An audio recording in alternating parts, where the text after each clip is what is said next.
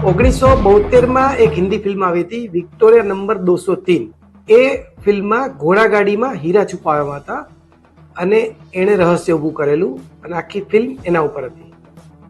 આજે આપણે વાત કરીએ સીટ નંબર 222.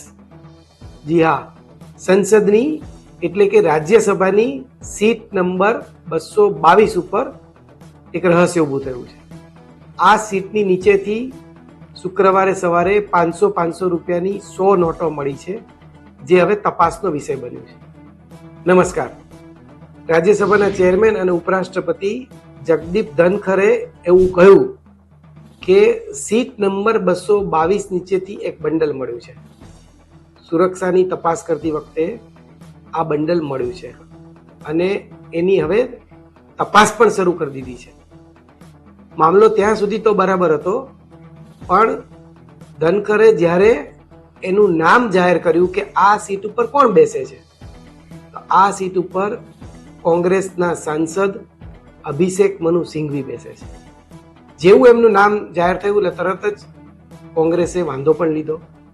કોંગ્રેસે વાંધો લીધો એટલે ભાજપે પણ એની સામે વાંધો લીધો કે તમે કેમ બચાવ કરો છો.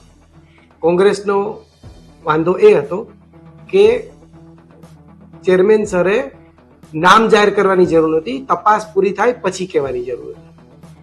અને કોંગ્રેસના નેતા ખડગે તો વરસી પડ્યા અને એવું પણ કીધું કે આવું ચિલ્લર કામ તમે લોકો કરો છો, એટલે કે ભાજપના સાંસદો સામે એમણે આંગળી ચીંધી. એ પછી ભાજપના જેપી નડ્ડા અને પિયુષ ગોયલ અને કિરણ રિજિજુ બધા જ તૂટી પડ્યા. હવે જે વ્યક્તિ આખો વિડિયો જોવા માટે ડાઉનલોડ કરો દિવ્ય ભાસ્કર એપ.